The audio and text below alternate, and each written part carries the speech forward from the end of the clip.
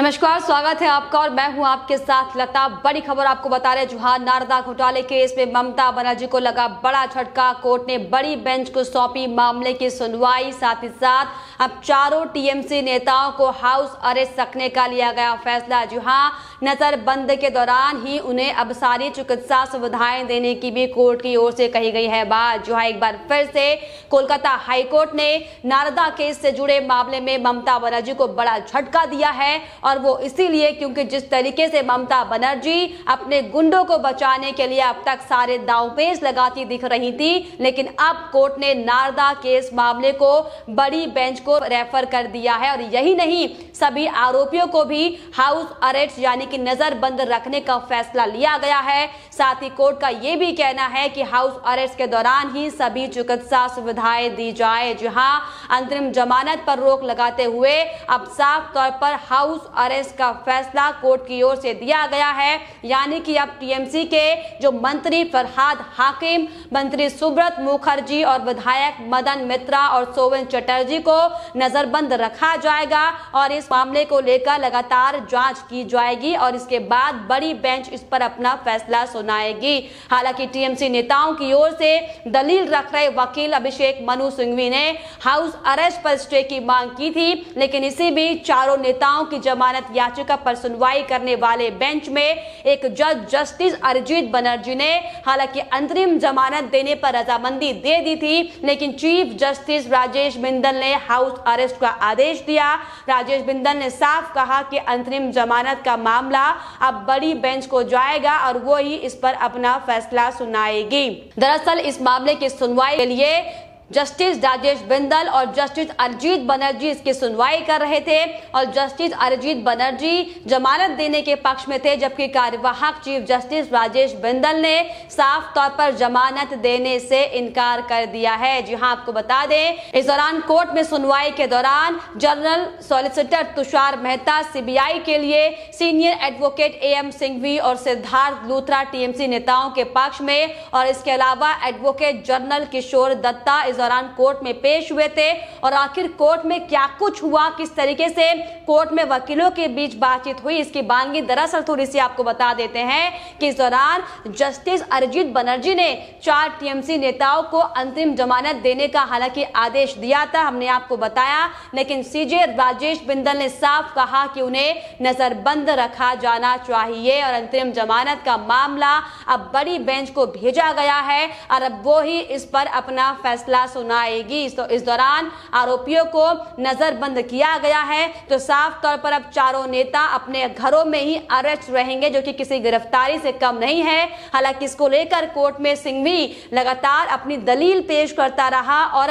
ये कहता रहा कि हाउस अरेस्ट ऑर्डर से हैरान है क्योंकि इसे सुनवाई के बीच में ही पारित कर दिया गया है साफ तौर पर। इसके अलावा सिंघवी ने यह भी कहा कि हाउस अरेस्ट किसी गिरफ्तारी से कम नहीं है, उन्हें रिहा किया जाना चाहिए। तो साफ तौर पर सुनवाई के दौरान वकीलों के बीच काफी बातचीत हुई और सिंघवी ने यह भी कहा कि गिरफ्तार टीएमसी नेताओं को तब तक अंतरिम जमानत पर रिहा किया जाना चाहिए जब तक कि मामले की बड़ी बेंच सुनवाई नहीं कर लेती, जबकि इसके उल्टा अब उनको तमाम टीएमसी नेताओं को हाउस अरेस्ट किया गया है। इस दौरान एसीजे बिंदल ने साफ तौर पर कहा कि आदेश अंतरिम जमानत के आपके अनुरोध को ध्यान में रखते हुए पारित किया गया था, जिसको लेकर सिंघवी ने तुरंत ये कहा कि अनुरोध उस दिन शाम 4:30 बजे का किया गया था, तर्कपूर्ण नहीं है। तो साफ तौर पर इस दौरान वकीलों के बीच सुनवाई के दौरान काफी तर्क चीजें देखी गई, जिसको लेकर लूथरा ने भी साफ तौर पर ये दलील पेश की कि कहा बेशक जांच खत्म हो गई है लेकिन हिरासत की कोई आवश्यकता नहीं है। उन्होंने ये सवाल भी किया कि किस प्रावधान के तहत हिरासत दी जाएगी, धारा 167। इसके अलावा इसको लेकर एसीजे बिंदल ने साफ तौर पर कहा कि अंतरिम जमानत याचिका दायर होने के बाद से ही यह आदेश पारित किया गया था और अब हैरानी की बात है कि आप आदेश के बाद गुणदोष के आधार पर मुद्दे उठा रहे हैं और बिना बात के बहस यहां पर की जा रही है, जिसको लेकर सिंघवी का यह कहना था कि अगर मंत्रियों को घर में नजरबंद रखा जाता है तो उन्हें कोविड काम, टीकाकरण आदि से संबंधित फाइलों तक पहुंच प्रदान की जानी चाहिए। इसके अलावा सिंघवी ने यह भी कहा कि टीएमसी मंत्रियों की गिरफ्तारी से पश्चिम बंगाल बंगाल राज्य में कोविड का काम प्रभावित होगा। तो देखिए किस तरीके से झूठी दलीलें एक बार फिर से सिंघवी यहाँ पर अपने टीएमसी के गुंडों को बचाने के लिए रखते हुए दिखाई पड़े थे। लेकिन साफ तौर पर आपको बता दें कि हाईकोर्ट ने बड़ा फैसला लेते हुए अब इसे बड़े बेंच को रेफर कर दिया है और अब तीसरी बेंच यानी कि बड़ी बेंच भी इस पर अपना फैसला सुनाएगी। हालांकि इस फैसले के बाद से ही लगातार टीएमसी के नेता इसे गैर कानूनी ऑर्डर बोलते हुए तमाम आरोप लगा रहे हैं। लेकिन आपको बताते चले कि वाकई अब ये बड़ा झटका ममता बनर्जी को लगा है। हालांकि जिस तरीके से ममता बनर्जी की लगातार मुश्किलें बढ़ती हुई दिखाई पड़ रही हैं, ये साफ है कि ममता बनर्जी जो अब तक इन तमाम जांचों से बचने की कोशिश कर रही थी, अब उन पर शिकंजा कसेगा। क्योंकि जिस तरीके से लगातार ममता बनर्जी अपने मंत्रियों को बचाने की कोशिश करने में लगी हुई थी, लेकिन उनकी मुश्किलें अब बढ़ने वाली हैं। यानी कि उनके मंत्री फरहाद हाकिम, सुब्रत मुखर्जी, विधायक मदन मित्रा और सोवन चटर्जी को आपको बताते चले कि अब बचाना बहुत ज्यादा मुश्किल है और अब ये चारों टीएमसी के नेता जेल की हवा खाएंगे। हालांकि अब तक 2 दिनों के लिए ही उन्हें जेल में रखा गया था हिरासत में, लेकिन अब वो हाउस अरेस्ट है। लेकिन आपको बताते चले कि नारदा केस को लेकर इससे पहले भी ममता बनर्जी को कोर्ट से झटका लग चुका है,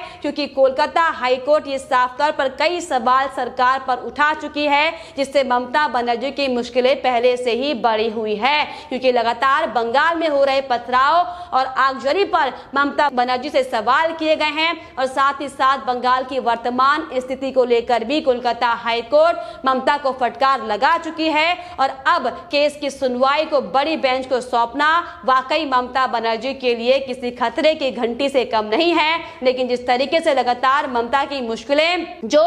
कम होने की बजाय बढ़ने में लगी हुई हैं, क्योंकि जो सियासी ड्रामा ममता बनर्जी सीबीआई दफ्तर के बाहर करती हुई दिखाई पड़ी थी और ये कह रही थी कि उन्हें भी गिरफ्तार कर लिया जाए उनके नेताओं के साथ, तो इसी कड़ी में हमने आपको बताया था कि सीबीआई ने ममता बनर्जी के खिलाफ भी एक अर्जी दायर की थी, जिसमें साफ तौर पर सीबीआई ने एक आरोप लगाए थे कि ममता बनर्जी और उनके बड़े अधिकारी टीएमसी के नेता हमारी जांच को प्रभावित कर रहे थे। और यही नहीं, टीएमसी के सांसद कल्याण बनर्जी पर भी सीबीआई ने आरोप लगाए थे कि लगातार अभद्र भाषाओं का इस्तेमाल करने के साथ ही लगातार अधिकारियों के साथ बदसलूकी की जा रही थी। और इस दौरान ये भी सामने आया था कि ममता बनर्जी जो प्रदेश की मुखिया हैं, देखिए वो भी किस तरीके से सीबीआई के अधिकारियों को उन्हीं के दफ्तर में गाली गलौज करती देखी गई थी। लेकिन साफ तौर पर अब ममता बनर्जी की मुश्किलें कम होने वाली नहीं है, क्योंकि अब नारदा केस को लेकर इस मामले में अब ईडी का शिकंजा भी ममता बनर्जी पर कस चुका है और ईडी भी अब इस पर अपनी जांच करने वाली है। तो साफ तौर पर जिस तरीके से लगातार बंगाल में पिछले कई सालों से इस तरीके से घोटाले का काम टीएमसी की सरकार करती हुई दिखाई पड़ी थी, लेकिन अब जिस तरीके से सीबीआई ने जब इन 4 नेताओं के घर छापेमारी की थी, तभी से ममता बनर्जी लगातार बौखलाती हुई दिखाई पड़ रही थी। क्योंकि हमने आपको तमाम रिपोर्ट्स दिखाई थी कि कैसे ममता बनर्जी सीबीआई दफ्तर के बाहर जाकर बैठ गई थी, अधिकारियों के साथ गाली गलौज वो कर रही थी और उनकी भी गिरफ्तारी की जाए इस बात की लगातार वो गुहार लगा रही थी। लेकिन अब आपको बताते चले कि ममता बनर्जी की गिरफ्तारी बहुत जल्द होने वाली है, क्योंकि नारदा केस घोटाले को लेकर जिस तरीके से सीबीआई अपनी जांच कर रही है, जिस तरीके से अब कोर्ट में मामला चल रहा है, जिस तरीके से अब ईडी का शिकंजा इस मामले को लेकर अब सामने आता दिखाई पड़ रहा है, तो ये साफ है कि ममता बनर्जी के खिलाफ अब तमाम सबूत सामने आएंगे कि कैसे एक मुख्यमंत्री के शय पर ही मुख्यमंत्री के तमाम टीएमसी के गुंडे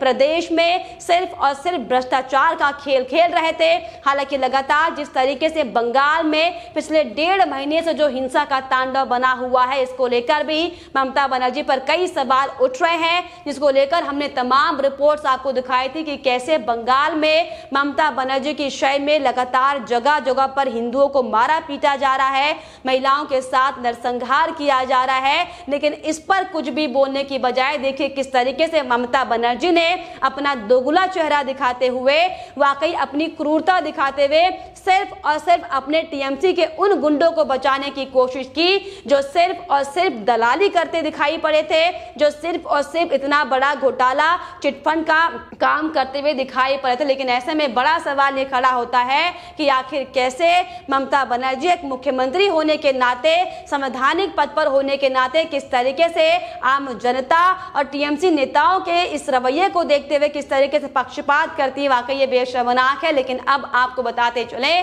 कि ममता बनर्जी जो लगातार पुरजोर कोशिश में जुटी हुई थी कि उनके टीएमसी के गुंडे जांच की आंच से बच जाएं, उनके खिलाफ मुकदमा दर्ज ना हो पाए और उनको जमानत मिल जाए, लेकिन अब आपको बताते चले कि कोर्ट ने, कोलकाता हाई कोर्ट ने बड़ा झटका देते हुए इस पूरे मामले को अब बड़ी बेंच को सौंप दिया है। इससे साफ तौर पर ममता बनर्जी की मुश्किलें अब बढ़ने वाली हैं। फिलहाल इस पर आपकी क्या राय है, हमें कमेंट बॉक्स में जरूर लिखिएगा। साथ ही साथ हमारे चैनल को सब्सक्राइब करना भी ना भूलें।